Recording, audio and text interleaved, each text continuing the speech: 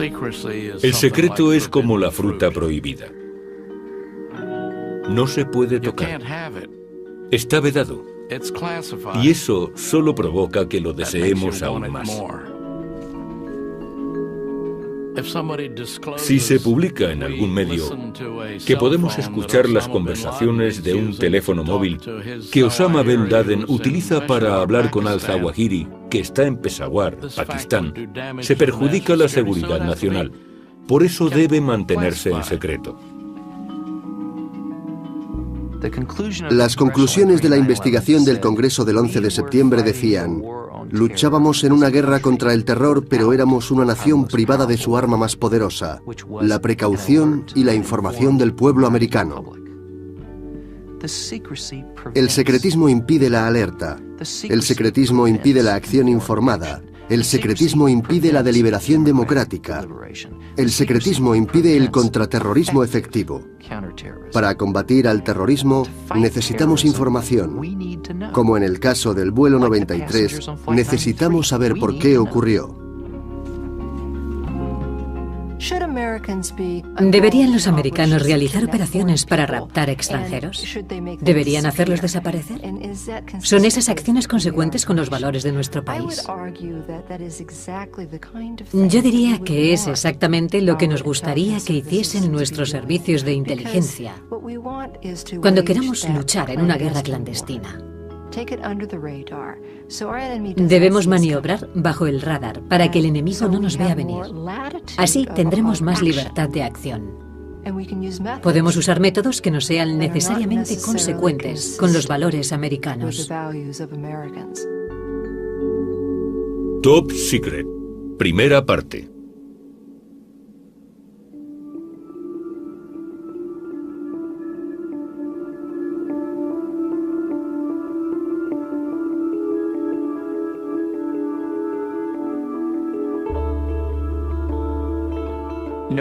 Nadie supo quién era Khalid el-Masri hasta que fue liberado al final de su odisea. No hubo nadie que luchara por él. Ni siquiera su familia sabía dónde se encontraba. Su mujer creía que la había abandonado. Khalid el-Masri es un ciudadano alemán nacido en el Líbano. Un día cogió un autobús en Ul, la ciudad donde vivía en Alemania, para ir a Macedonia. Cuando llegó allí, unos funcionarios le hicieron bajar del autobús. Fue llevado a los agentes locales de la CIA, que le taparon los ojos. Lo llevaron a un aeropuerto, le rasgaron la ropa, le introdujeron un objeto por el ano, le inyectaron drogas, lo encadenaron al suelo de un avión y lo llevaron a Afganistán, un país en el que nunca había estado y con el que no mantenía ningún contacto. El-Masri fue llevado a unas instalaciones que, según tengo entendido, las llamaban el Foso de Sal, en una antigua fábrica de ladrillos en las afueras de Kabul. Lo mantuvieron en una mazmorra casi 5 meses, a pesar de que la CIA y altos funcionarios del gobierno americano sabían desde hacía mucho tiempo que habían detenido a una persona equivocada. El único objetivo de disponer de agujeros negros como ese era que la CIA retuviera personas para interrogarlas, utilizando métodos que no están permitidos por la ley estadounidense. A Khalid el-Masri le dijeron lo siguiente: se encuentra en un lugar que nadie conoce. Está fuera del mapa de la civilización. A menos que coopere totalmente con nosotros, le puede ocurrir cualquier cosa y nadie se enterará.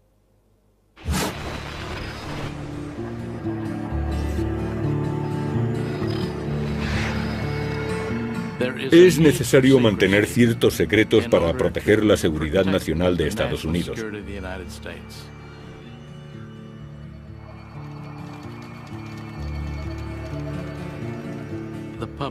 Los medios de comunicación dicen que el gobierno guarda demasiados secretos.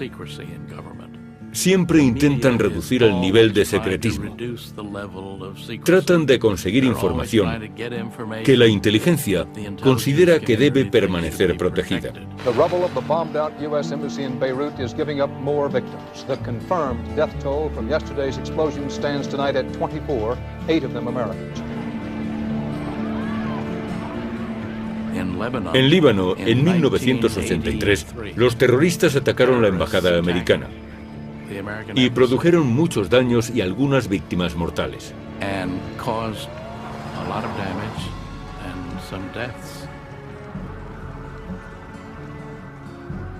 En la Agencia de Seguridad Nacional estuvimos escuchando las conversaciones de los autores del atentado y sabíamos quiénes eran y qué país les prestaba ayuda. Irán les daba soporte a través de Hezbollah. Esta noticia, de alguna manera, se filtró y no sé cómo llegó a manos de la prensa. Casi inmediatamente se cerró el canal que usábamos de manera tan provechosa para conseguir información de inteligencia sobre la guerra de esos terroristas. Perdimos una fuente muy importante de datos.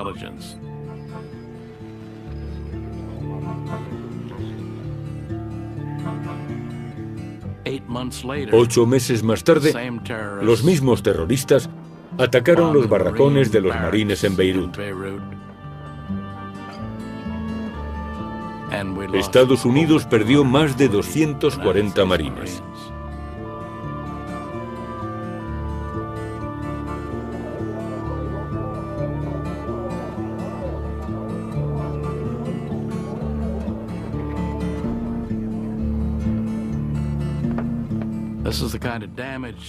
Estos son los daños que se producen cuando hay filtraciones de información crítica.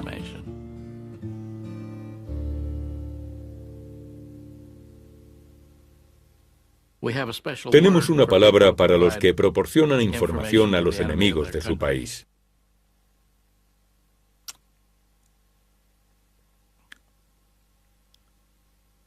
¿Qué palabra es esa? ¿Qué palabra usamos? Traidor. Traidor.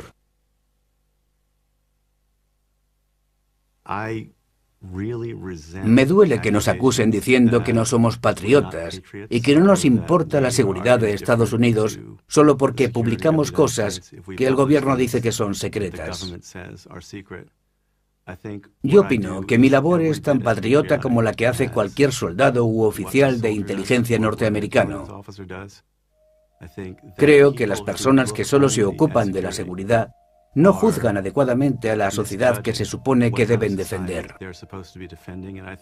Creo firmemente que la afirmación de que el presidente, y solo él, puede decidir la información que nos llega es profundamente antiamericana.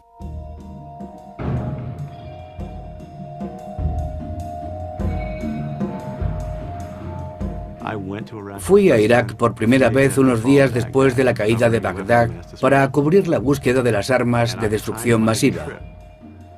Preparé mi viaje con el fin de que coincidiera con el primer gran descubrimiento de armas químicas. Quería averiguar si era cierto. ¿Había continuado Irak con esos programas? ¿Había almacenado municiones? ¿Había reanudado su programa de armamento nuclear?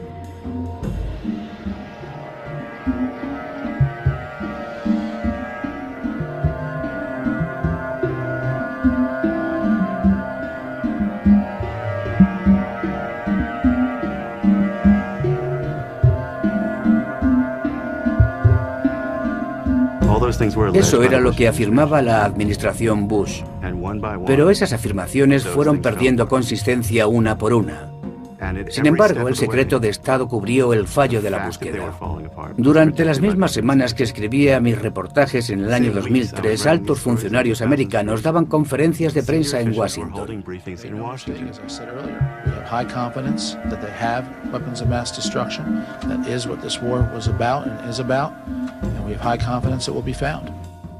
Cuando estuve allí descubrí que habían investigado 89 de los 90 lugares sospechosos más significativos y no encontraron nada de lo que esperaban.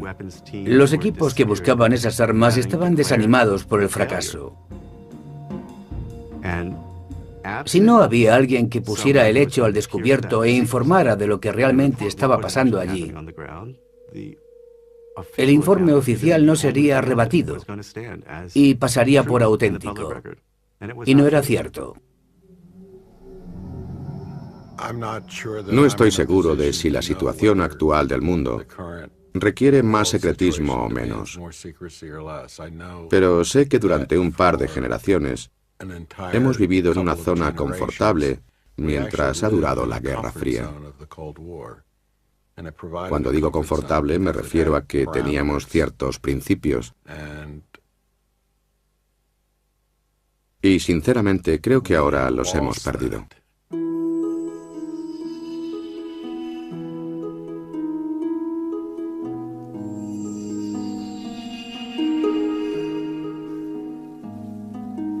Se genera mucha información, tanta que resulta imposible pensar que absolutamente toda pueda ser controlada.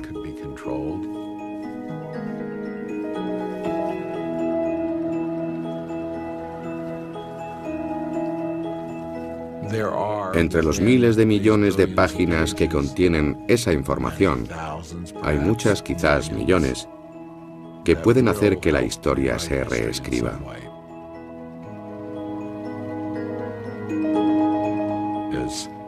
Cuando con el paso del tiempo se desvele el secreto, conseguiremos una imagen más clara de lo que realmente ocurrió. A veces resultará dramático y con más frecuencia sutil, pero esas sutilezas podrían hacer que cambiara nuestra forma de pensar.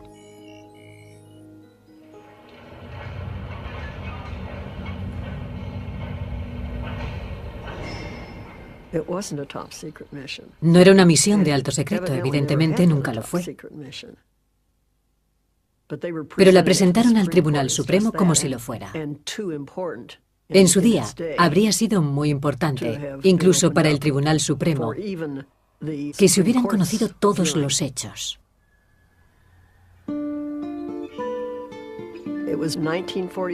En 1946, yo tenía 18 años.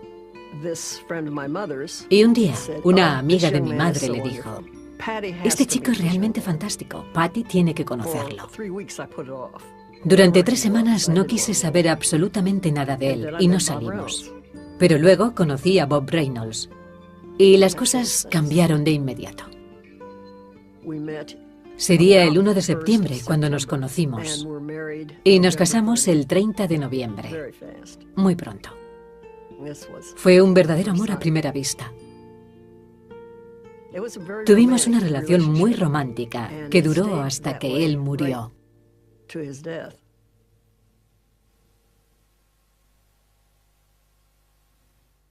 El 6 de octubre de 1948 a las 2 de la tarde, un B-29 cayó desde 6.000 metros de altura y se estrelló a las afueras de Waycross, Georgia.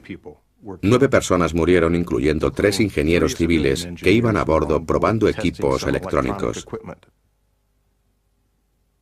Albert Palva, William Browner y Robert Reynolds. A principios de 1949, las viudas decidieron buscar consejo legal y finalmente se decidieron por Drinker, Bright and Reed de Filadelfia.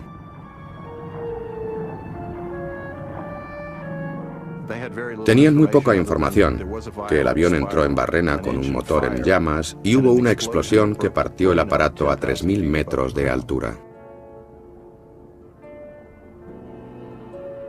Algo había salido mal. ¿Se debería a una negligencia? Las viudas necesitaban pruebas, pero el gobierno se negó a facilitar el informe del accidente, alegando que la publicación de dicho documento perjudicaría la seguridad nacional, ya que la misión del avión era secreta y llevaba material confidencial. Sin embargo, los jueces emitieron una orden en la que decían: deben remitirnos los documentos con el objeto de confirmar la versión de la Fuerza Aérea. El gobierno pidió al Tribunal Supremo que revisara el caso diciendo: somos el Ejecutivo, necesitamos autoridad. Los tribunales menores nos la deniegan, pero es hora de que el Tribunal Supremo intervenga.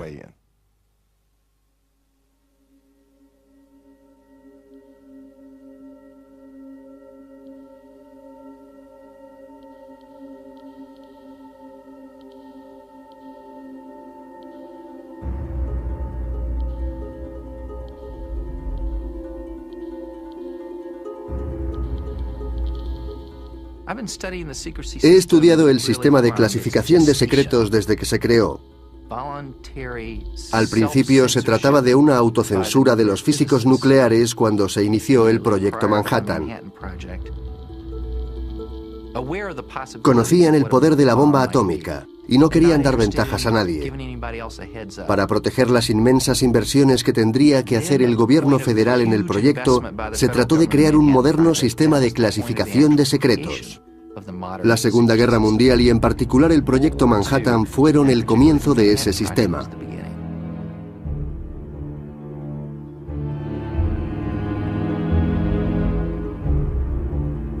Estaban preocupados por si los alemanes ganaban la carrera de la bomba atómica.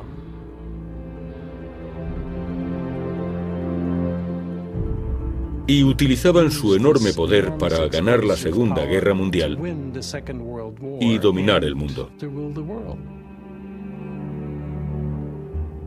Era extraordinariamente importante limitar y aislar el número de personas que tenían acceso a esa información.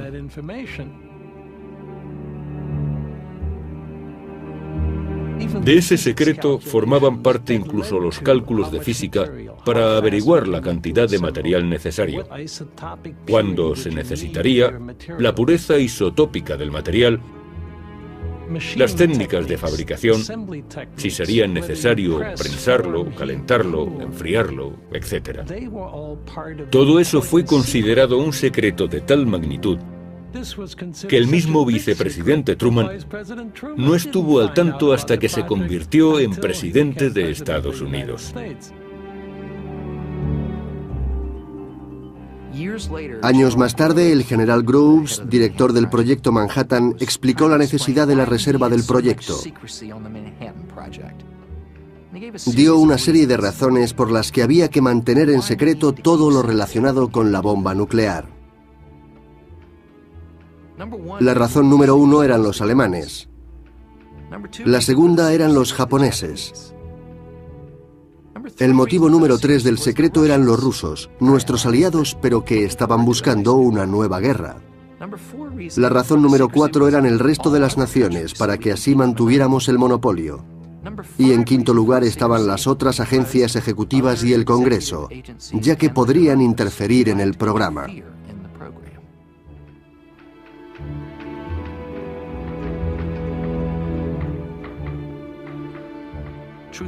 En esta ocasión, los burócratas dijeron la verdad. El motivo principal del secreto era el control y el poder.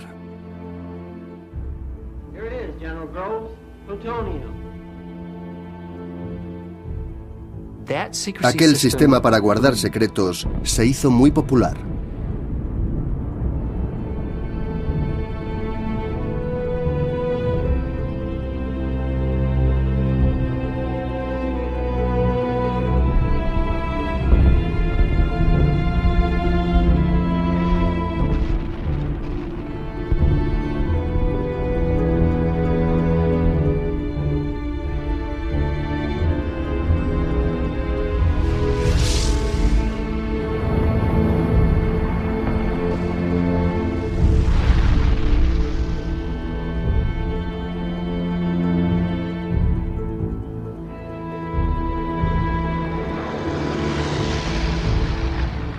A partir de entonces se podía hacer con una sola bomba lo que antes necesitaba un inmenso esfuerzo militar.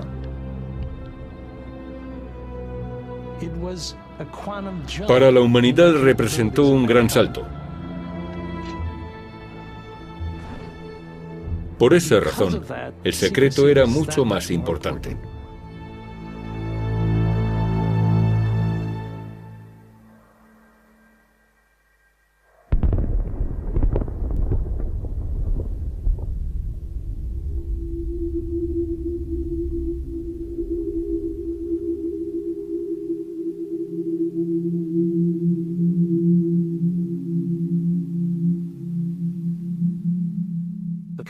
La comisión que investigó los atentados del 11 de septiembre descubrió que el secretismo había impedido el correcto funcionamiento de la seguridad nacional.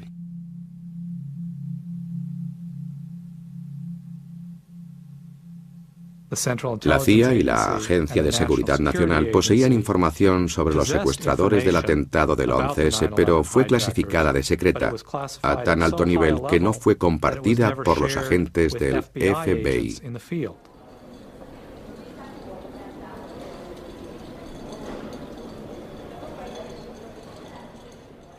Fue una reducción al absurdo de lo que se supone que debe ser el sistema de clasificación de secretos. En lugar de proteger la seguridad nacional, se convirtió en una auténtica amenaza.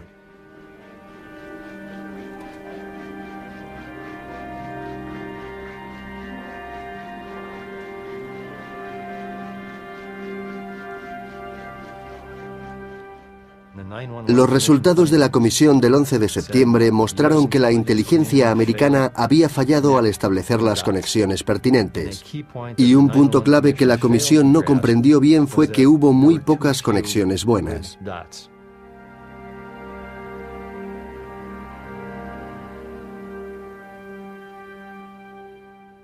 Cuando Japón atacó a Estados Unidos el 7 de diciembre de 1941, se puso de manifiesto que la inteligencia había fallado. La inteligencia del ejército, la de la armada, disponían de información que podía haber prevenido el ataque. No se compartió como era debido y el resultado fue que nos atacaron. Después de la guerra, el Congreso vio necesario crear un organismo que filtrara y recogiera toda la información. Esa corporación se llamó Agencia de Inteligencia Central, la CIA. La nación necesitaba a alguien que controlara la información para prevenir los ataques por sorpresa.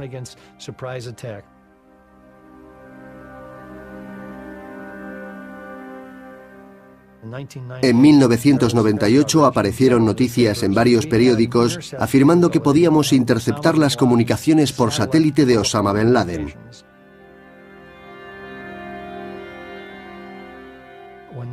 Cuando la noticia apareció en la prensa, nadie se sorprendió, excepto quizá la propia prensa, de que hubiéramos perdido la capacidad de escuchar las comunicaciones por satélite de Bin Laden.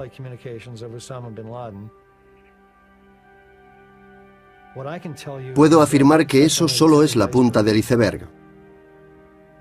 La captación de información requiere mecanismos secretos que si se divulgan son menos efectivos y en algunos casos desaparecen por completo. Ya hemos perdido una valiosa y productiva fuente de información del atentado más terrible en la historia de Estados Unidos. Es una vergüenza que ya no dispongamos de esa fuente, y la única razón por la que se perdió fue la innecesaria e inútil aparición en la prensa. La pregunta que se hacen los americanos es, ¿ha repercutido eso en mi beneficio? ¿Nos interesa a los ciudadanos que la prensa divulgue esa información?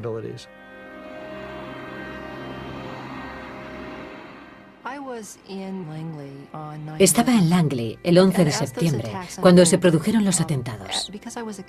Como era agente antiterrorista y había participado en la investigación de Osama Bin Laden, disponía de una gran base de datos sobre aquella amenaza particular. El día de los atentados vi cómo caía la primera torre y enseguida me dije que eso era obra de Bin Laden. Nos habían sorprendido de nuevo y habíamos fallado a la nación. Mientras volvía a casa en mi coche y estaba en medio de un enorme atasco, iba pensando en que había llegado el momento de ponernos a luchar de verdad.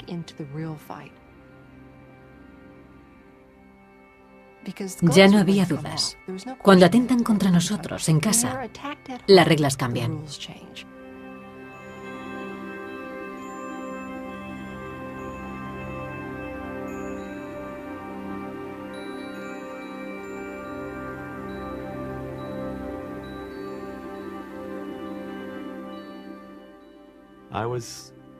Me encontraba muy cerca de las torres cuando cayó la segunda. Miré entonces mi libreta y pensé que debía anotar algo, porque a eso me dedico, y solo pude escribir, desaparecieron. Durante un momento me faltaron las palabras. Después me di cuenta enseguida de que nos encontrábamos ante un nuevo mundo, con una situación nueva y que debíamos hacernos a la idea. Una de las preguntas que nos hicieron inmediatamente en el Washington Post fue: si esto se va a convertir en un nuevo tipo de guerra, ¿qué cambios nos traerá? Debíamos mantener los ojos bien abiertos hacia los cambios que habían surgido en el país.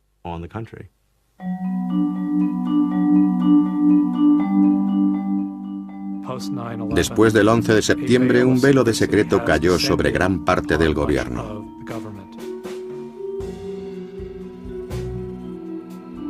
La información que hasta entonces había aparecido en miles de páginas web, militares y gubernamentales, quedó sepultada.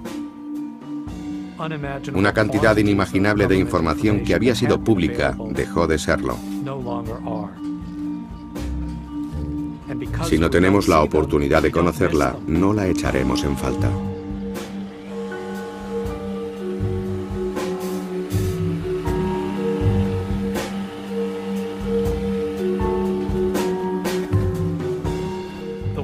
El mundo del secreto gubernamental es increíblemente amplio. Incluye miles de millones de páginas de documentos históricos.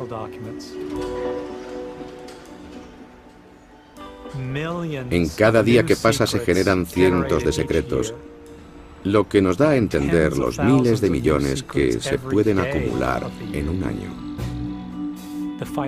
El coste económico subió súbitamente de $1.000 millones a unos 7.500 en solo un año. Un hecho sin precedentes.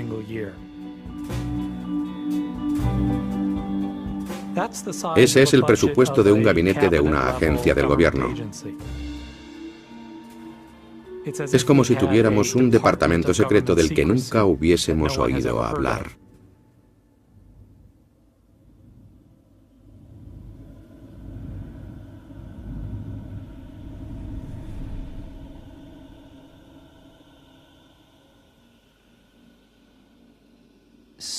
Los secretos son seductores en dos direcciones.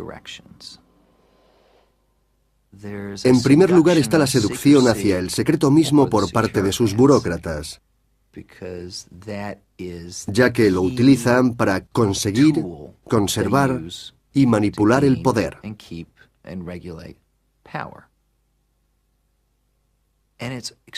Es extremadamente atractivo, incluso aunque haya otros medios, ya que es fácil, reflexivo y cae dentro de su ámbito.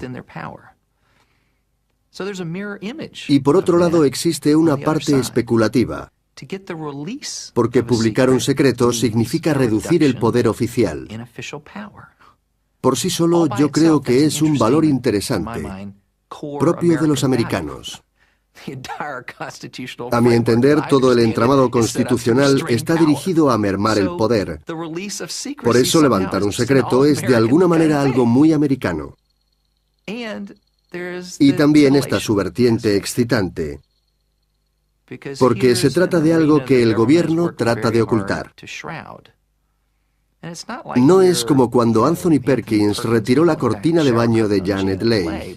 Nosotros nos parecemos más a un ratoncillo que mira por debajo de la cortina de la ducha. Así de grande resulta la burocracia de la seguridad, pero tiene un cierto veneno.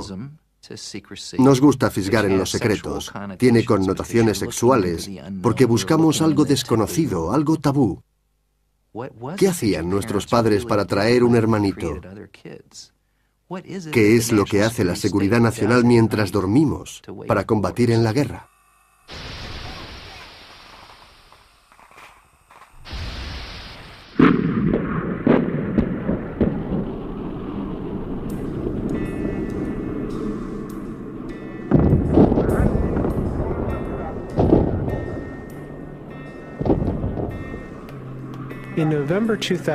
En noviembre de 2001, Salim Hamdan huía por la frontera de Afganistán, tratando de llegar a Pakistán. Fue capturado por las fuerzas de la Alianza del Norte que después de escuchar su historia, la utilizaron para venderlo a los americanos por una cuantiosa recompensa. Los americanos lo llevaron a Guantánamo porque declaró que había sido conductor personal de Osama Bin Laden. Conocía a Bin Laden, pero no era más que un pobre diablo. Sin embargo, la administración pudo decir en su caso: hemos capturado a alguien relacionado con los terroristas. El 13 de noviembre de 2001, el presidente Bush emitió una orden militar para juzgar a los sospechosos de terrorismo de Guantánamo. Se encargó él mismo de preparar el juicio, quiénes serían juzgados y cómo serían juzgados. Decidió quiénes serían los jueces, eligió personalmente a la acusación y también a los abogados de la defensa. Su orden afectaba a los tribunales federales, que no podían revisar lo que se hiciera, ya que se trataba de información secreta que podía poner en peligro la seguridad nacional.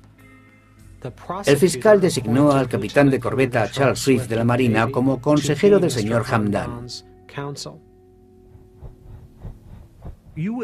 Uno pensaría que iba a conocer a una mezcla de Al Capone, Adolf Hitler y Gengis Khan. Aquel tipo debía ser capaz de conseguir que América se arrodillara con solo levantar la mano. Alguien muy peligroso. Lo primero que me dijeron en cuanto entré es que me quitara la identificación que llevaba en el uniforme. ¿Pero por qué? Bueno, porque el acusado no debe saber quién es usted. Yo les dije entonces, un momento. Yo no defiendo a nadie sin que sepa quién soy. ¿Por qué no tenemos un poco de coraje y le decimos quién soy? Después de todo, eso es cosa mía. No, señor, así son las reglas. Bueno, pues no me voy a quitar la identificación. ¿Qué harán ahora? No se movió al verme porque llevaba esposas en las manos que estaban unidas a los pies por una cadena.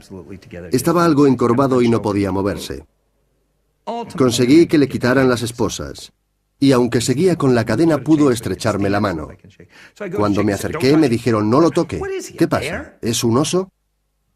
Este hombre no es un animal salvaje. Voy a estrechar la mano de mi cliente. Muchas gracias.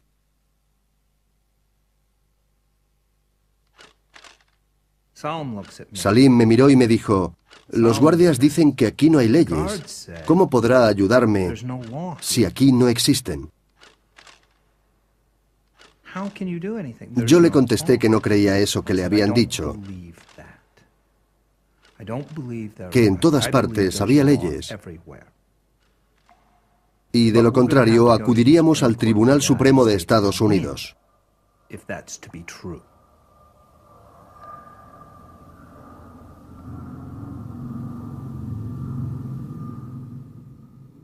Nos enteramos de la pesadilla por la que estaba pasando Khalid el-Masri, como la mayoría, leyendo un artículo de un periódico. Decía que un hombre inocente había sido capturado por la CIA y había sido torturado en una prisión secreta. Parecía algo imposible. El movimiento pro libertades civiles, que representaba a Khalid el-Masri, presentó una demanda. Pero antes de que Tenet y los otros demandados respondieran ante el Tribunal Federal, la CIA presentó una declaración jurada secreta que decía que el caso tenía que ser sobreseído, porque podría perjudicar la seguridad nacional.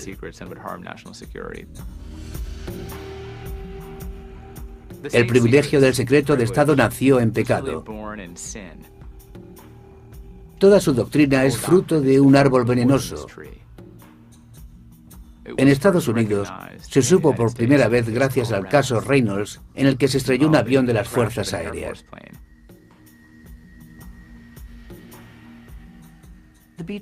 El B-29 estalló en el aire. Mi padre tenía 41 años cuando murió. Me acuerdo muy bien de que cuando era niña solía subir al ático. Allí había un par de cajas con fotos suyas. También había unos manuales de ingeniería del proyecto en el que había trabajado durante la Segunda Guerra Mundial. Resultaba emocionante mirar los manuales, aunque yo no tuviera idea de lo que era en realidad. Las páginas estaban marcadas con la palabra secreto. Después de que el avión se estrellara, todos los periódicos hablaron de aquel proyecto de máximo secreto. Eso añadía misterio a la personalidad de mi padre.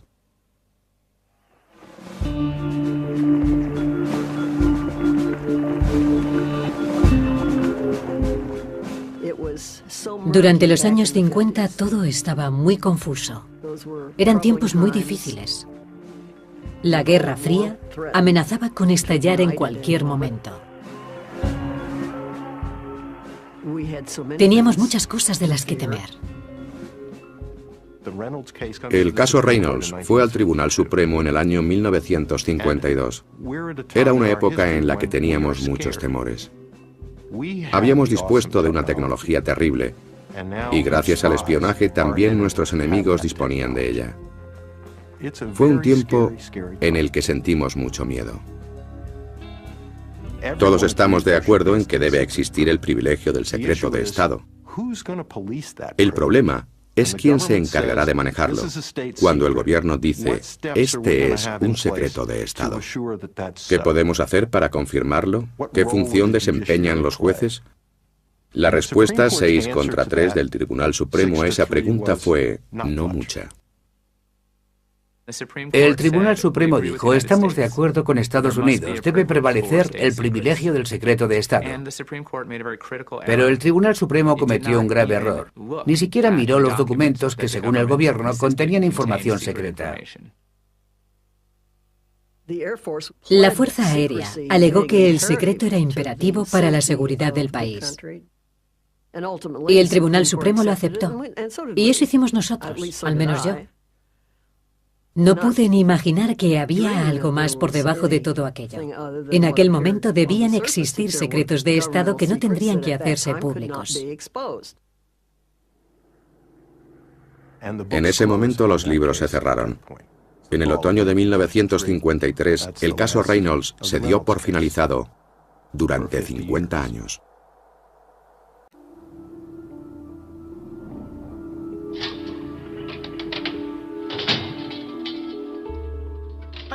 Entré en el servicio de inteligencia durante la Guerra Fría. Para nosotros en la CIA era realmente una guerra muy sencilla. Sabíamos perfectamente quién era el enemigo y lo que quería.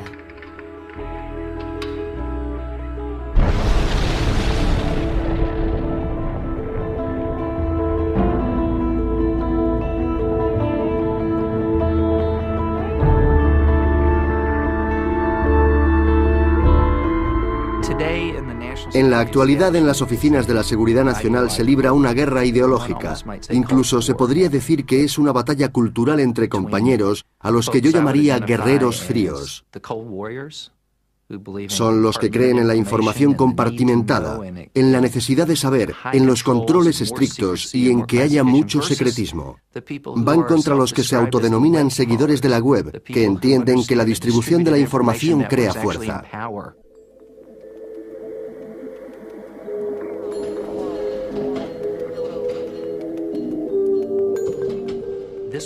Esta guerra, desgraciadamente, la están ganando los guerreros fríos.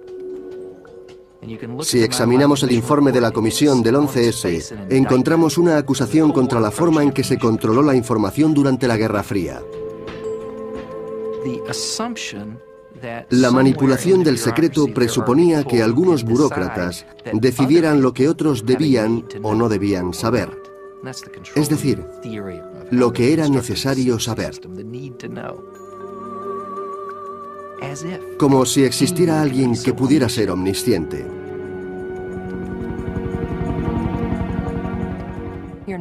Supongamos que existen disturbios en Somalia y un analista somalí abre una investigación para tratar de averiguar lo que está ocurriendo. Esa persona solo tendrá acceso a cierta clase de información.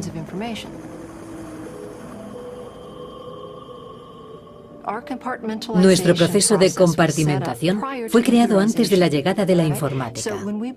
Cuando llegaron los ordenadores, empezamos a utilizarlos igual que cuando procesábamos manualmente la información. Por eso, cuando el analista somalí quiere averiguar lo que los cabecillas van a hacer, por ejemplo, de que se van a reunir con gente de Chechenia, Bosnia o Afganistán, al ser islamistas, podría llamarle la atención, pero no es lo que necesita saber un analista de Somalia, y ni siquiera puede optar a solicitar más información. Pero de repente aparece un grupo capaz de derribar helicópteros militares americanos. Y nuestro analista sigue sin tener datos para responder a la pregunta, ¿cómo es que ahora pueden hacerlo y hace un año no? En este caso concreto, la causa fue que Osama Bin Laden había enviado combatientes islamistas a Somalia para que entrenaran a los cabecillas. Se unieron al movimiento de la yihad. Pero el analista somalí no pudo tener acceso a esa información.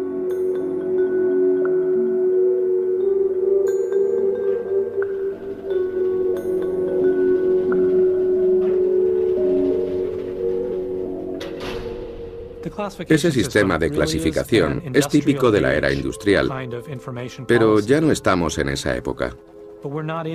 Estamos en la era de la información, donde todo fluye de manera diferente. Si regulamos con rigidez el flujo de la información, decidiendo qué tipos de datos pueden llegar a esa persona, pero no a esta otra, pagamos un precio. Perdemos los beneficios que, inesperadamente, pueda aportar alguien por la red.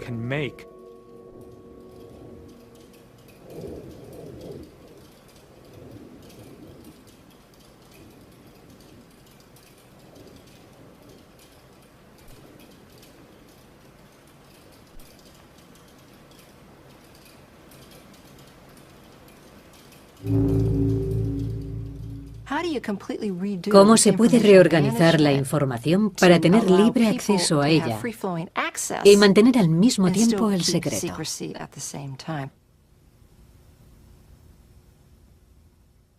Nos falta mucho para conseguirlo, porque todavía no nos hemos librado de la idea fundamental, de que necesitamos proteger la información, incluso de nosotros mismos.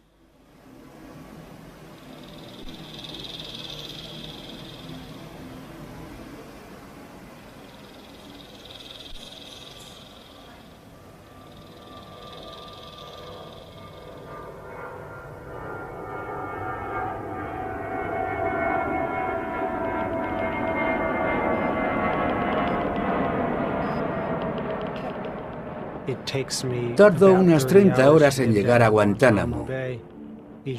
Cada vez que voy tengo que levantarme a medianoche, conducir durante 4 horas y volar aproximadamente otras 15 horas siguiendo una ruta bastante complicada.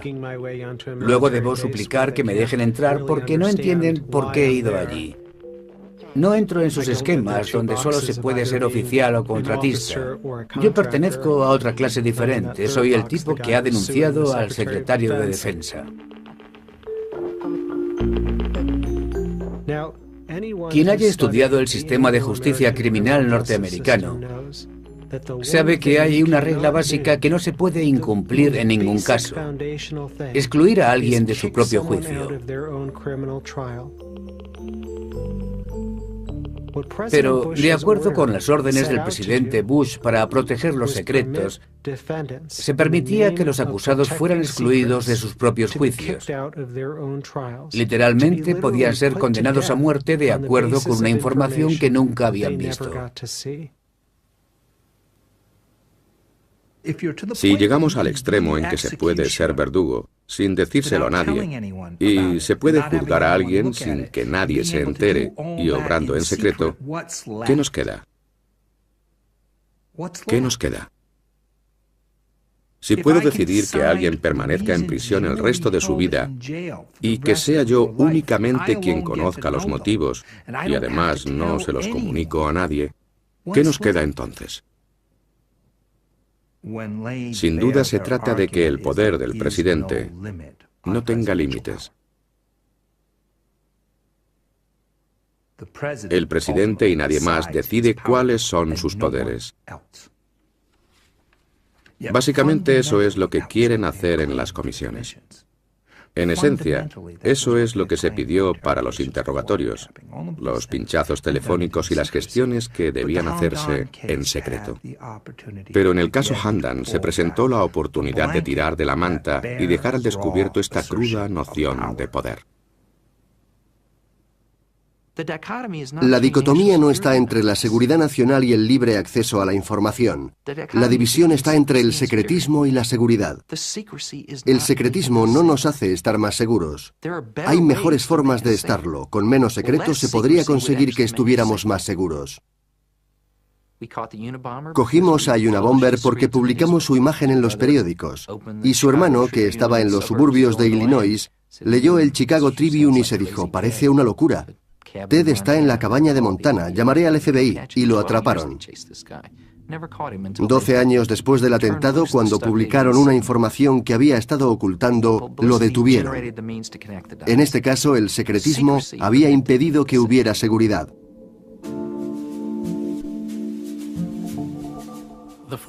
Existen 4 formas de libertad que resultan vitales para la sociedad americana. Son realmente importantes. Y la libertad de prensa es algo fantástico. Debemos conservarla. Pero nosotros, los que tratamos de proteger la información delicada sobre la seguridad nacional, somos los únicos responsables ante la sociedad de proteger esa información en su propio beneficio. Si solo se publicase lo que ellos no quieren contar, no sabríamos que Osama Bin Laden escapó de Tora Bora. No sabríamos que en otros países hay personas que son detenidas en medio de la calle y enviadas a prisiones sin mediar ningún proceso judicial. No se sabría que el gobierno norteamericano emplea métodos contra los detenidos que previamente habían sido clasificados como tortura. No se conocerían muchas de las directrices básicas que el gobierno sigue en su lucha contra el terror. Y el presidente dijo que esa sería precisamente la cuestión que decidiría las elecciones. Los periodistas, en mi opinión, tratan el secretismo como un juego, un entretenimiento que consiste en descubrir secretos, porque así consiguen reportajes. La CIA no considera que el secreto sea un juego, sino un mecanismo de supervivencia. En algunos países, el castigo para los agentes que han traicionado a su nación es la pena de muerte. Los terroristas no tienen ningún problema en eliminar a un agente de la CIA. Algunos no se lo pensarían 2 veces antes de eliminar a nuestras familias.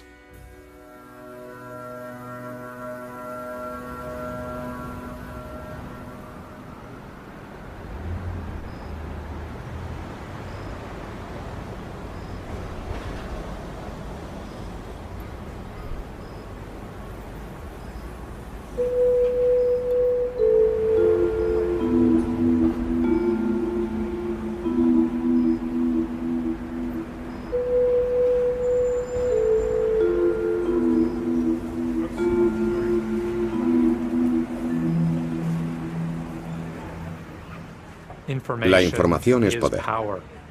La información es fuerza. De hecho, alguna es tan poderosa que incluso puede llegar a convertirse en algo muy peligroso. Dios creó el universo con la palabra. Algunas palabras son tan intensas que su poder de creación o de destrucción es casi ilimitado.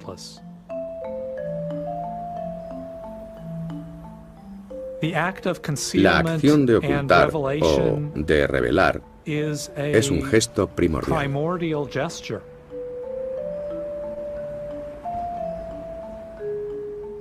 En términos bíblicos, lo primero que Adán y Eva hicieron después de comer del árbol de la ciencia del bien y del mal fue cubrir su desnudez.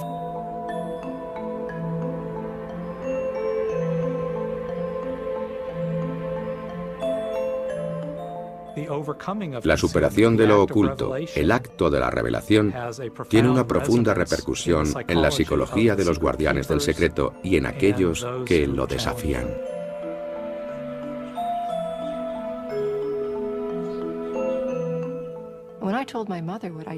Cuando le dije a mi madre lo que había hecho para ganarme la vida durante las últimas décadas, creo que por poco le da un infarto. Temí que empezara a preguntarme, ¿aquel tío era un espía? ¿Qué hacías tú en ese momento? Había muchas cosas que le habría gustado saber. Yo había abierto la caja de Pandora. No he podido disfrutar de muchos momentos de mi vida con mi familia y mis amigos, porque he llevado una existencia clandestina.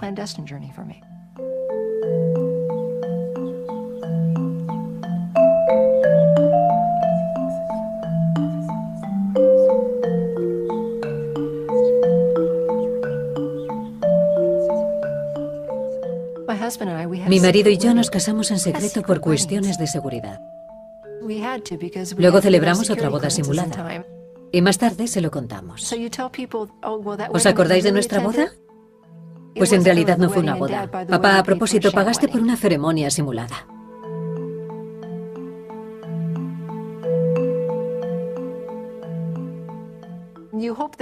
Esperábamos que la gente se riera y se lo tomara a broma, pero habíamos traicionado su confianza.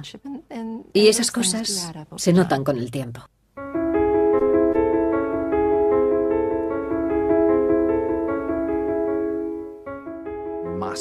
Moscú, 1992. La apertura de la exposición de los archivos soviéticos.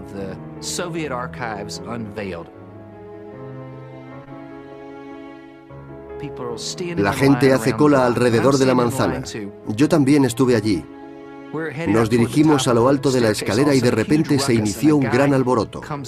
Unos guardas llevaban a alguien en una camilla. Era un pensionista con un viejo abrigo gris soviético con las medallas que ganó en la Gran Guerra Patriótica en las solapas. Tenía el pelo y la barba gris. Estaba en los huesos y era muy mayor. Había cámaras de televisión y periodistas que le preguntaron, ¿qué le ha pasado? Y el hombre contestó, siempre supe que Stalin y Molotov habían firmado un tratado con Hitler y Ribbentrop. Lo tenían, y al verlo, me he desmayado.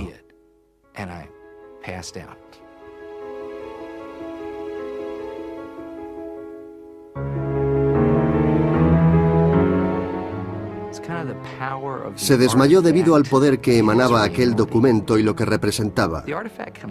Podía no ser auténtico y seguramente no contenía toda la verdad, pero poseía un extraño don de autenticidad con poder propio.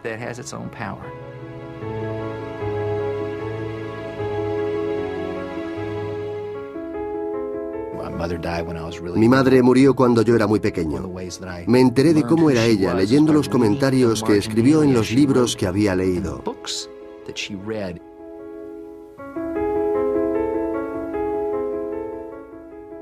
Yo leí El infierno de Dante, no por el libro en sí, sino por sus notas, porque quería averiguar qué tipo de persona había sido mi madre.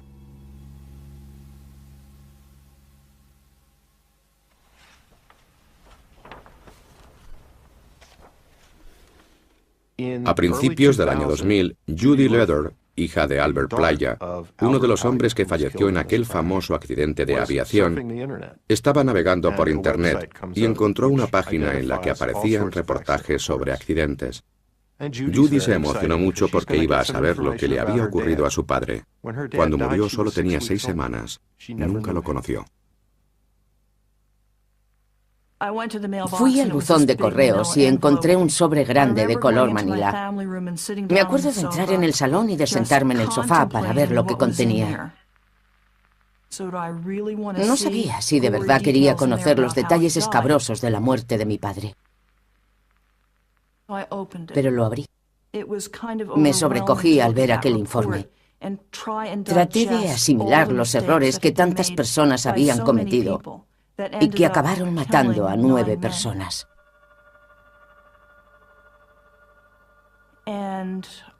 Entonces pensé que había otra mujer que podría beneficiarse de lo que yo había encontrado. Cuando recibí el informe del accidente y lo leí, me di cuenta de que era devastador. Hubo problemas con los sellos de calor. La Fuerza Aérea había aconsejado que no se volara hasta que no se cambiaran esos sellos.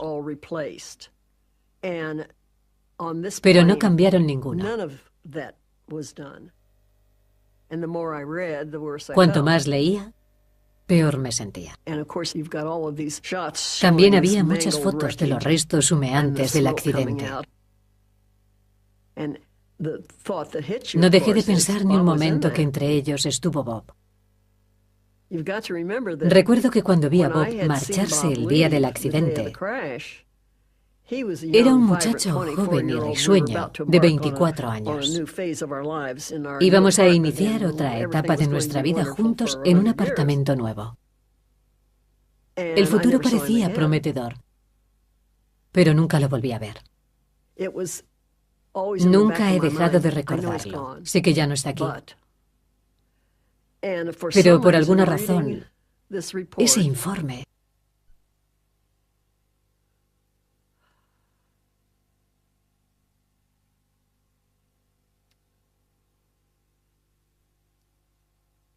me lo trajo al presente. No se hizo ninguna mención al proyecto en el que iban a participar esas personas, tampoco sobre el equipo que llevaban, lo que trataban de hacer, ni de cómo debían de hacerlo en aquel vuelo. El informe describió un accidente terrible y puso al descubierto una negligencia muy grave por parte de la Fuerza Aérea Norteamericana. No hicieron lo que debían. Eso no es ningún secreto.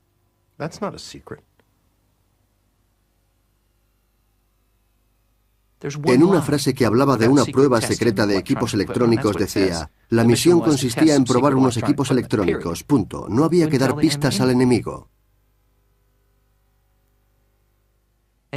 Por ello, el gobierno presentó unas declaraciones juradas, suficientes para que el Tribunal Supremo no escuchara a las viudas. Los que mandaban en América decidieron mentir ante el Tribunal Supremo. Querían establecer un precedente sobre secretos de Estado. Y nosotras fuimos las víctimas. Así es como yo lo veo. Las viudas y los niños debían ser sacrificados para que el gobierno consiguiera su precedente. Este caso fue citado 600 veces sobre la base de la falsedad.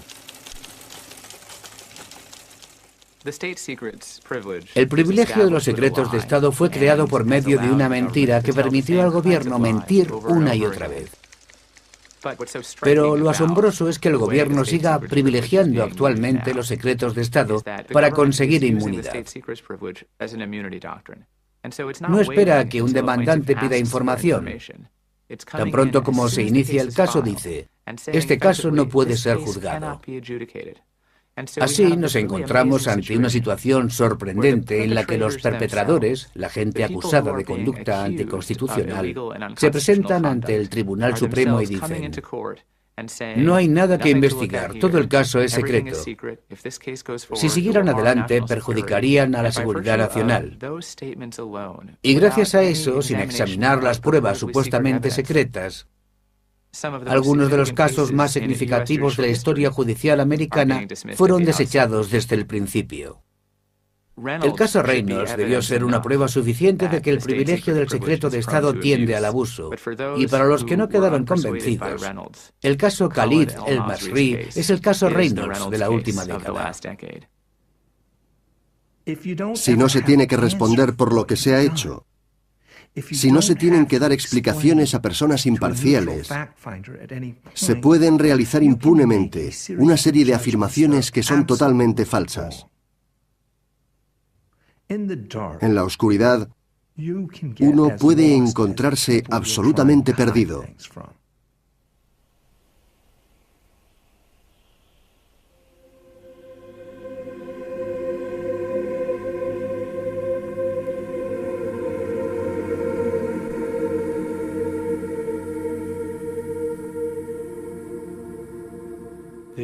El primer informe que dio a conocer los malos tratos a los prisioneros de la guerra de Irak, custodiados por los Estados Unidos, fue clasificado de secreto.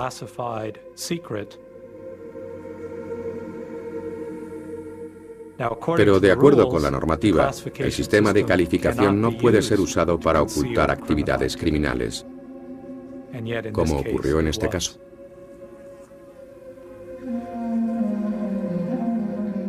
El secreto fue la excusa principal para cambiar las reglas del juego. Si no hubieran sido calificados como secretos, los informes de la Casa Blanca, de Rumsfeld y de los letrados del Departamento de Justicia no habrían obrado de esa manera. Incluso después del 11S existe todavía información que no se puede solicitar ni en caso de autodefensa.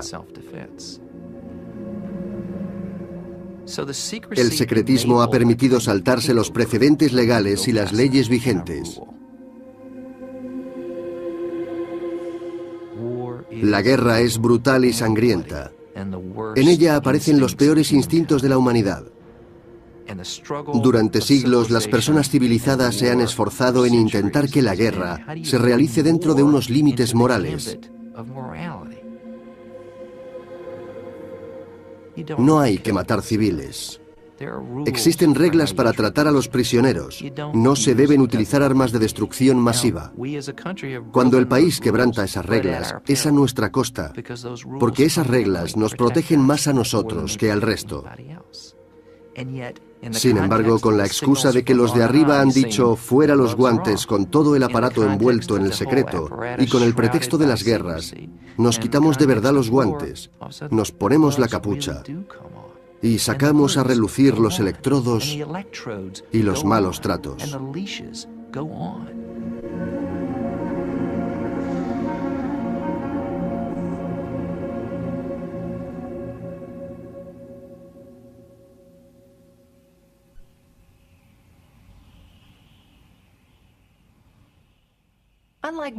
A diferencia de la mayoría de los americanos, cuando pienso en Abu Ghraib, me siento horrorizada. Pero por motivos diferentes. La mayoría de los americanos se espantan ante la visión de las escenas de tortura de esa prisión. Yo siento lo mismo. Pero me asusta más que los americanos torturen a iraquíes sin tratar de conseguir información. Para mí eso es un crimen profesional.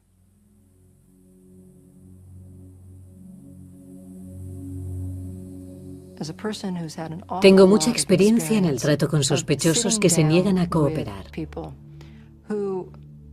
En algunas ocasiones hemos tenido que recurrir a métodos y crear entornos que favorecieran su colaboración para que nos contaran lo que necesitábamos saber.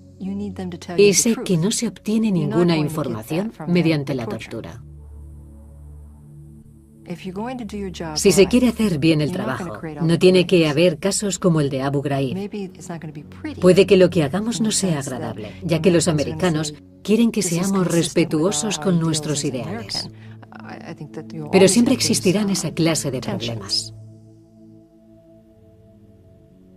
Hay que mantener confundido al enemigo para que no sepa que actuamos contra él. No deben saber que conoce su ubicación, deben sentirse inseguros. Queremos que no sepan cuál es el siguiente paso que vamos a dar para conseguir nuestros propósitos.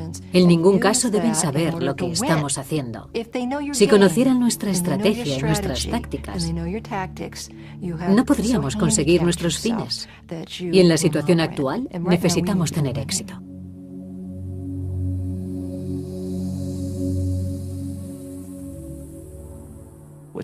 Lo que me fascina de las técnicas que usaron en el caso Abu Ghraib es que son exactamente las mismas que se utilizaron en América Central durante los años 80. Son iguales a las que emplearon los survietnamitas y sus jaulas de tigre en Vietnam durante los años 60. Son técnicas universales. Probablemente sean las mismas, a excepción de la mecánica moderna, que Nabucodonosor empleó contra sus prisioneros en el desierto iraquí hace un par de milenios. Y eso se debe a la profunda maldad que existe en el alma humana. Se recurre a ella en condiciones extremas. Y el secreto es una de sus justificaciones. Siempre recurrimos a las viejas técnicas.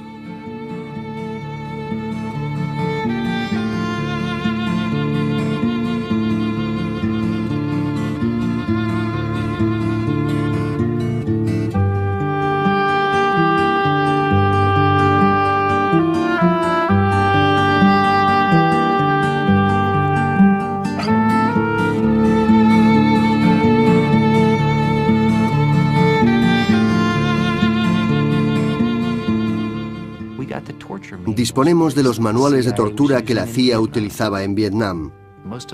Quemaron la mayoría, pero algunos se salvaron en los 70, cuando se supo lo que estaba pasando y se destruyeron las jaulas de tigre.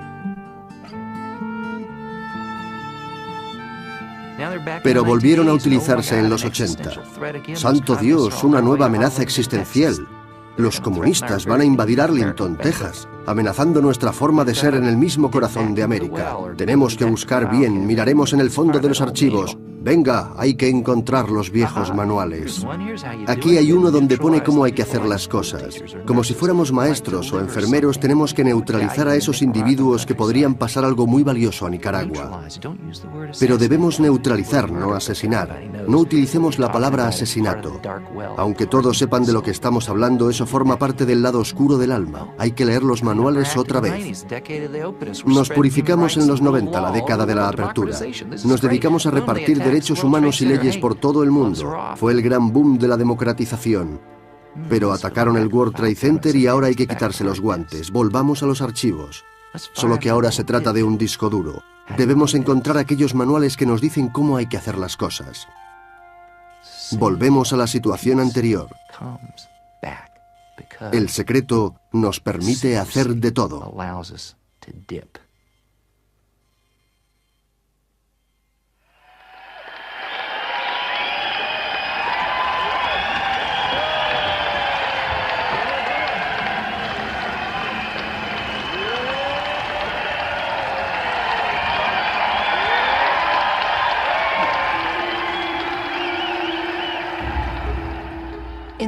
A mediados de los años 90 el mundo parecía más seguro, pero era porque teníamos unas vendas en los ojos.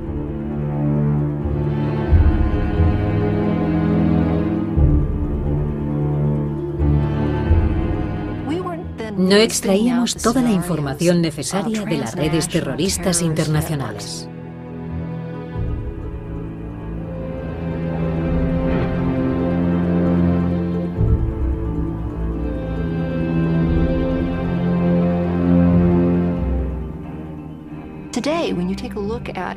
En la actualidad, cuando echamos un vistazo a las amenazas que nos rodean, nos damos cuenta del auténtico potencial que tienen las organizaciones terroristas para construir armas de destrucción masiva y emplearlas contra una gran ciudad.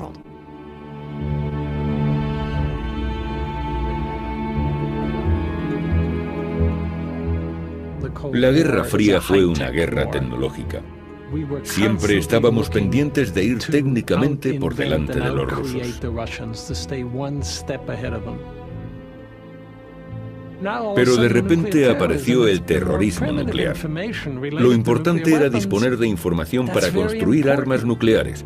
¿Cómo podíamos mantener en secreto esa información si es que podíamos mantenerla? La información esencial para fabricar esas bombas está disponible. Podemos conseguirla en Internet.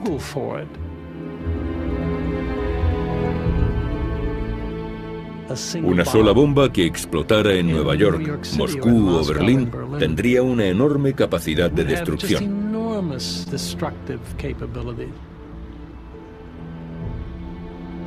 Decenas o centenas de millares de personas morirían instantáneamente.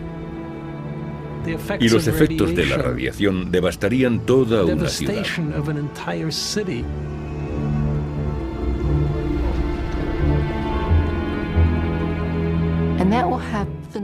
Y esto produciría un gran impacto en la forma de vida de los americanos.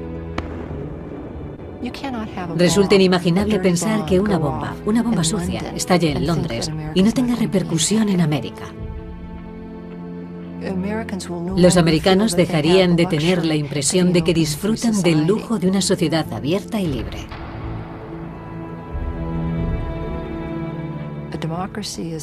La democracia no es un estado natural. La democracia requiere que todos crean en el sistema. Precisa de una ciudadanía que respete las reglas del juego.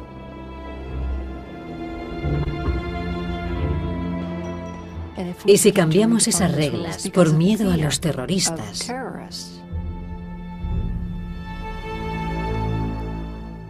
la democracia podría ser su víctima.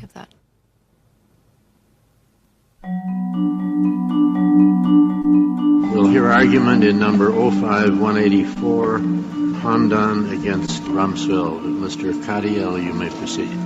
Justice Stevens, and may it please the Court, we ask this Court to preserve the status quo, to require that the President respect time-honored limitations on military commissions. Cuando fui aquella mañana al Tribunal Supremo, me quedé sobrecogido por su majestuosidad. El más alto tribunal del país atendía la demanda de un hombre que había sido acusado de conspirar con uno de los individuos más perversos y que demandaba al presidente de los Estados Unidos, el hombre más poderoso del mundo. La gravedad del momento nos hacía literalmente contener la respiración.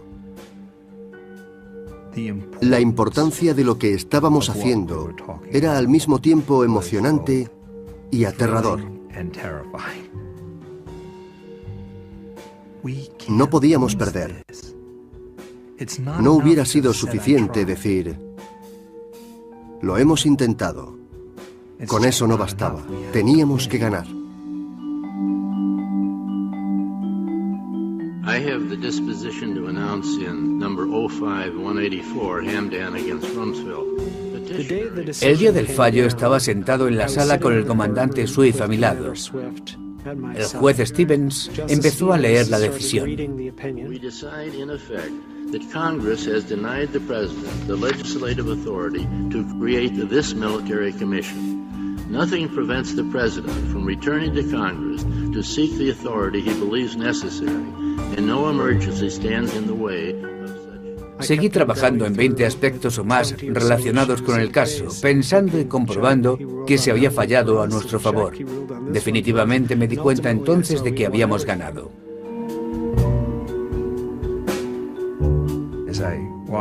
Cuando salí el último día de la sala, bajé las escaleras con Neil y me sentí verdaderamente aliviado, mucho.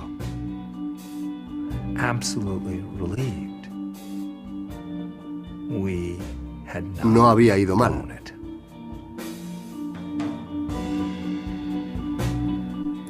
Fue un día alucinante.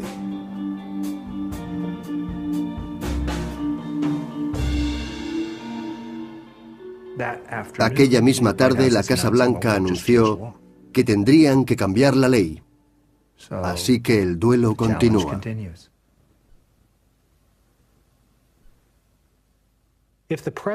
Si el presidente, en nombre del Poder Ejecutivo, ha hecho cosas que violan leyes aprobadas por el Congreso y tratados ratificados por el Senado, tendremos que decir que eso estaba permitido el 15 de septiembre de 2001, pero que años más tarde se trata de una amenaza fundamental contra la democracia.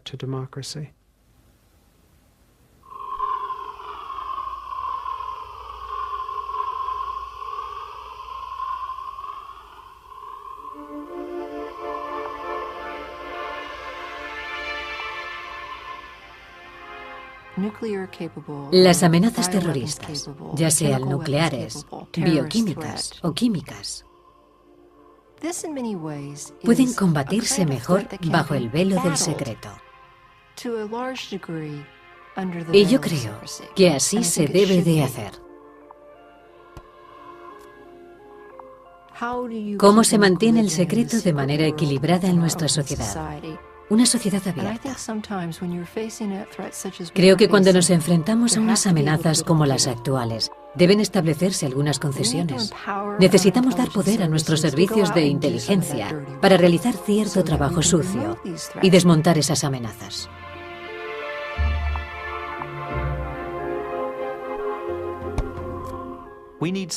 Algo de secretismo es necesario. Todos guardamos algún secreto.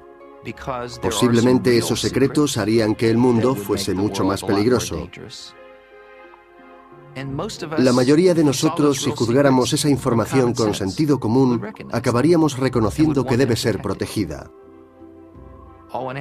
Por ejemplo, el diseño de las ojivas químicas binarias. Si Gaddafi hubiera sabido cómo hacerlas, no hablaría de desarme en la actualidad y nosotros tendríamos muchos más problemas en Oriente Medio. Esos son secretos necesarios. Pero el problema no solo son los secretos, sino la abrumadora tendencia de la burocracia a controlar todo y a aumentar su propio poder.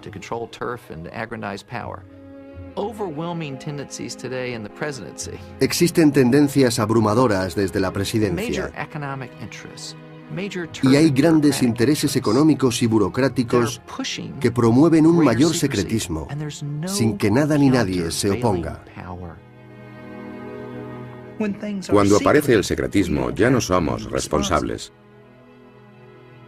Sin duda, es más fácil vivir sin aceptar nuestras responsabilidades con el país.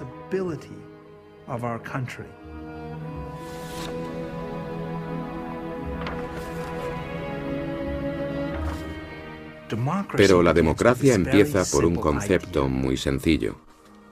Todos somos responsables.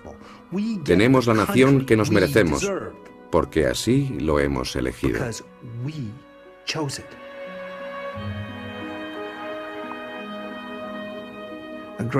El carácter de una gran nación es lo que la hace realmente grande. Y nuestro carácter se formó sobre una sociedad basada en el respeto por la ley. Ahí reside precisamente su poder.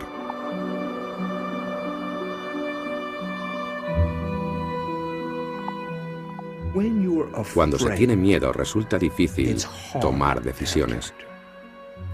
Si el miedo se apodera de ti, resulta muy difícil tener carácter. Cuando esto ocurre, el coraje nos ofrece la oportunidad de ser consecuentes con nuestros principios, aunque en el fondo sintamos miedo.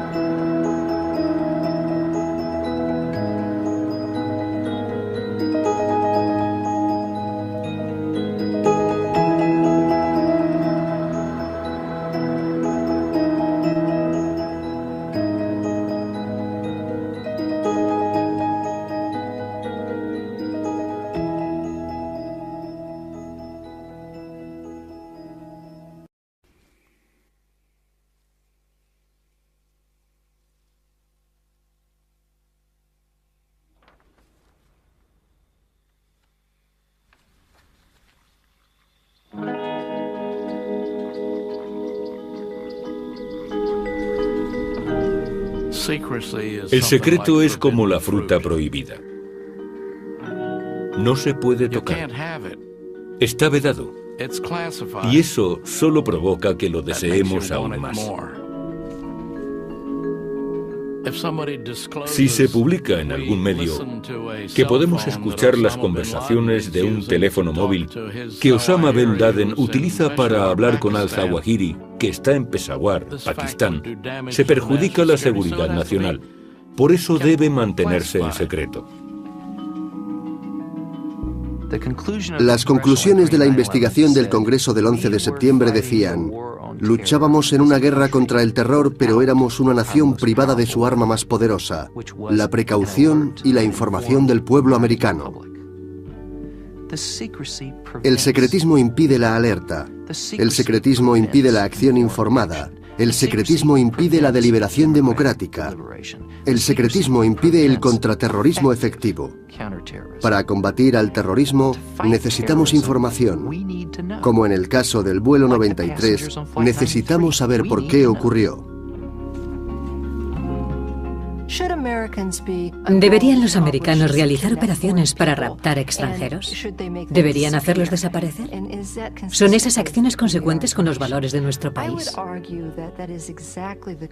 Yo diría que es exactamente lo que nos gustaría que hiciesen nuestros servicios de inteligencia cuando queramos luchar en una guerra clandestina.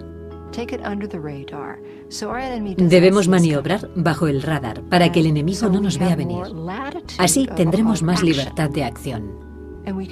Podemos usar métodos que no sean necesariamente consecuentes con los valores americanos. Top Secret. Primera parte.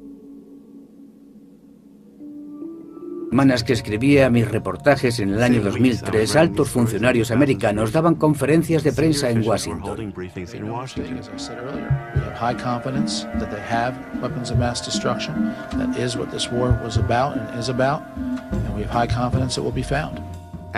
Cuando estuve allí descubrí que habían investigado 89 de los 90 lugares sospechosos más significativos. Y no encontraron nada de lo que esperaban. Los equipos que buscaban esas armas estaban desanimados por el fracaso. Si no había alguien que pusiera el hecho al descubierto e informara de lo que realmente estaba pasando allí, el informe oficial no sería rebatido y pasaría por auténtico. Y no era cierto. No estoy seguro de si la situación actual del mundo requiere más secretismo o menos.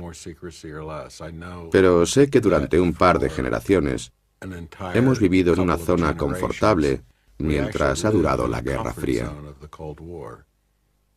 Cuando digo confortable me refiero a que teníamos ciertos principios.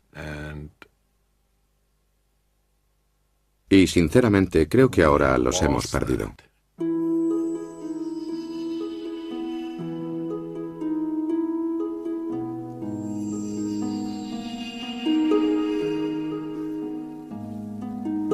Se genera mucha información, tanta que resulta imposible pensar que absolutamente toda pueda ser controlada.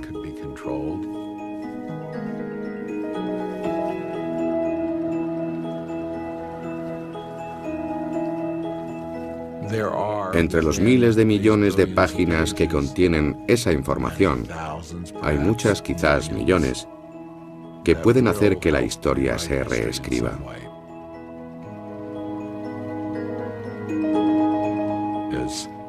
Cuando con el paso del tiempo se desvele el secreto, conseguiremos una imagen más clara de lo que realmente ocurrió.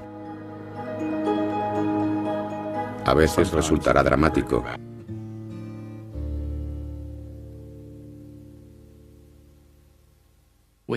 Tenemos una palabra para los que proporcionan información a los enemigos de su país.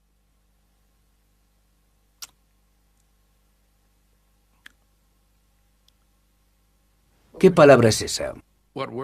¿Qué palabra usamos? Traidor. Traidor.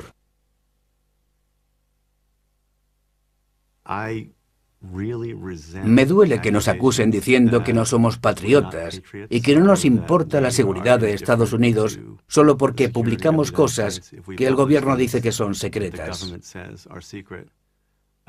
Yo opino que mi labor es tan patriota como la que hace cualquier soldado u oficial de inteligencia norteamericano. Creo que las personas que solo se ocupan de la seguridad no juzgan adecuadamente a la sociedad que se supone que deben defender. Creo firmemente que la afirmación de que el presidente, y solo él, puede decidir la información que nos llega es profundamente antiamericana.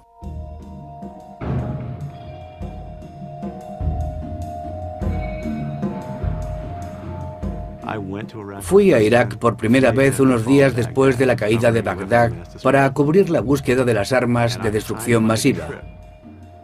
Preparé mi viaje con el fin de que coincidiera con el primer gran descubrimiento de armas químicas. Quería averiguar si era cierto. ¿Había continuado Irak con esos programas? ¿Había almacenado municiones? ¿Había reanudado su programa de armamento nuclear?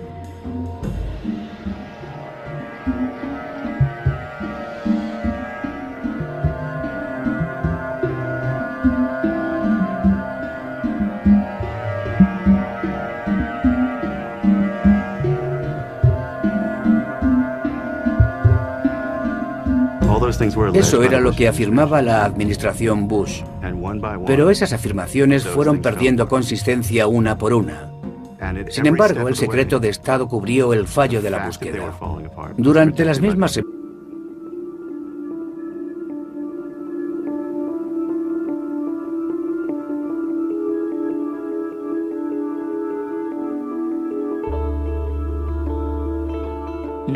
nadie supo quién era Khalid el-Masri hasta que fue liberado al final de su odisea. No hubo nadie que luchara por él. Ni siquiera su familia sabía dónde se encontraba. Su mujer creía que la había abandonado. Khalid el-Masri es un ciudadano alemán nacido en el Líbano. Un día cogió un autobús en Ul, la ciudad donde vivía en Alemania, para ir a Macedonia. Cuando llegó allí, unos funcionarios le hicieron bajar del autobús. Fue llevado a los agentes locales de la CIA que le taparon los ojos. Lo llevaron a un aeropuerto, le rasgaron la ropa, le introdujeron un objeto por el ano, le inyectaron drogas, lo encadenaron al suelo de un avión y lo llevaron a Afganistán, un país en el que nunca había estado y con el que no mantenía ningún contacto. El-Masri fue llevado a unas instalaciones que, según tengo entendido, las llamaban el Foso de Sal, en una antigua fábrica de ladrillos en las afueras de Kabul. Lo mantuvieron en una mazmorra casi 5 meses, a pesar de que la CIA y altos funcionarios del gobierno americano sabían desde hacía mucho tiempo que habían detenido a una persona equivocada.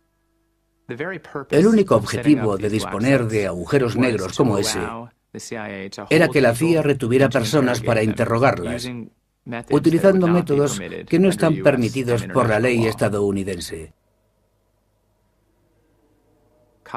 A Khalid el-Masri le dijeron lo siguiente: se encuentra en un lugar que nadie conoce. Está fuera del mapa de la civilización. A menos que coopere totalmente con nosotros, le puede ocurrir cualquier cosa y nadie se enterará.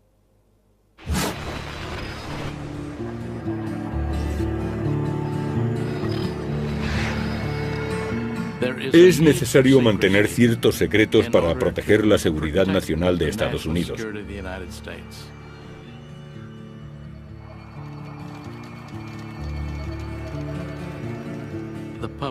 Los medios de comunicación dicen que el gobierno guarda demasiados secretos. Siempre intentan reducir el nivel de secretismo. Tratan de conseguir información que la inteligencia considera que debe permanecer protegida.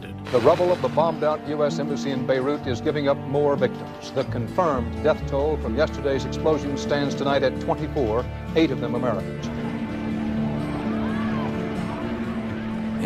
En Líbano, en 1983, los terroristas atacaron la embajada americana y produjeron muchos daños y algunas víctimas mortales.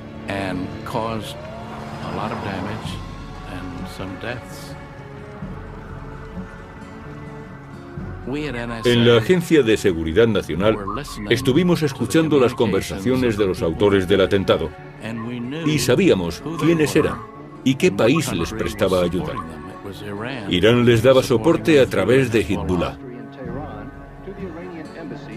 Esta noticia, de alguna manera, se filtró y no sé cómo llegó a manos de la prensa.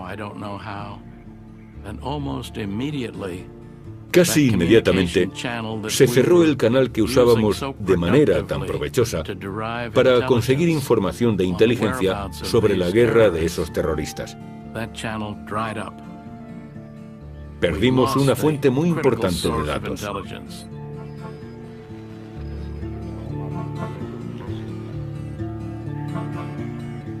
8 meses más tarde, los mismos terroristas atacaron los barracones de los marines en Beirut.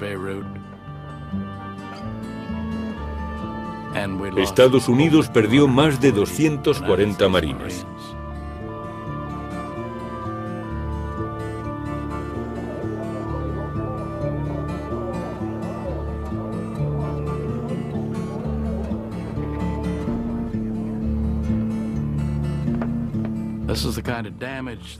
Estos son los daños que se producen cuando hay filtraciones de información crítica.